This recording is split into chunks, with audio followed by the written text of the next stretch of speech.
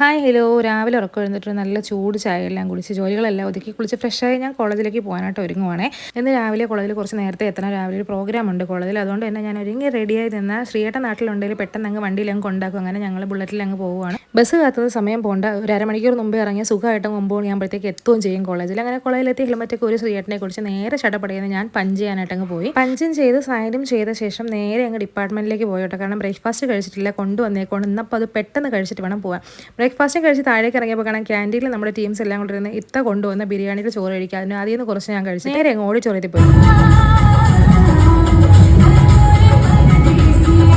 Programme കഴിഞ്ഞിറങ്ങിയപ്പോൾ ആരോ ഒരു റോസാപ്പൂ കൊണ്ടു തന്നു. ആ റോസാപ്പൂ കൊണ്ട് നേരെ ഡിപ്പാർട്ട്മെന്റിൽ പോയി ലഞ്ച് കഴിക്കേണ്ട സമയമായി. അപ്പം ചടപടയെ ലഞ്ച് കഴിച്ചു. കാരണം അടുത്ത് അവരുടെ ക്ലാസ് ഉണ്ട്. അങ്ങനെ ക്ലാസ് ടൈം എല്ലാം കഴിഞ്ഞ് കുറച്ച് നേരം 3:15 കഴിയുമ്പോഴത്തേക്ക് പിന്നെ ഇച്ചിരി നേരം നമ്മൾ റിലാക്സ്ഡ് ആയിട്ട് കുറച്ച് നേരം ഒന്ന് ഡിപ്പാർട്ട്മെന്റിലിരുന്ന് പിന്നെ ഒരു 4-4:30 ആകുമ്പോഴത്തേക്ക് അവിടെ നിന്ന് ഇറങ്ങി കേട്ടോ. അങ്ങനെ ബാഗും എടുത്ത് പൊട്ടിക്കെട്ടി ബസ്സിൽ കയറി ഞാൻ നേരെ വീട്ടിലേക്ക് വന്നു. കല്ലുവാതുക്കൽ ജംഗ്ഷൻ എത്തിയപ്പോഴത്തേനും ശ്രീയേട്ടനും ബാലു കൊണ്ട് വിളിക്കാൻ വന്നിട്ടുണ്ടായിരുന്നു. ബാലു കൂടെ വെച്ച് പിടിച്ച് എന്നെ വിളിക്കാൻ വരുന്നതിൻ്റെ ഉദ്ദേശം എന്ന് പറയുന്നത് ഇതുപോലെ സാധനങ്ങളെല്ലാം വേണമെന്ന് പറഞ്ഞ് വാശി പിടിക്കാൻ വേണ്ടിയിട്ടാണ്. പിന്നെ സാധനങ്ങളൊക്കെ കുറച്ച് വാങ്ങിയ ശേഷം ഞങ്ങൾ നേരെ അങ്ങ് വീട്ടിലേക്ക് പോയി.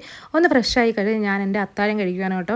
ചോറും മെഴുക്കുവരട്ടിയും മീൻ വറുത്തതും നാരങ്ങ അച്ചാറുടെ കൂട്ടി അത്താഴം കഴിച്ച് നല്ല ലാവിഷായിട്ടിരുന്ന് ഫുഡ് അടിച്ചു. അത് കഴിഞ്ഞ് കുറച്ച് നേരം ഒന്ന് കിടന്ന് റിലാക്സ് ചെയ്തു. അതിനുശേഷം അടുത്ത പണികളിലേക്ക് കിടക്കാം. അപ്പോൾ അത്രയേ ഉള്ളൂ. നമ്മുടെ വീഡിയോ ഇഷ്ടപ്പെട്ട ലൈക്ക് ചെയ്യുക, കമൻറ്റ് ചെയ്യുക, സബ്സ്ക്രൈബ് ചെയ്യുക. Tata bye bye.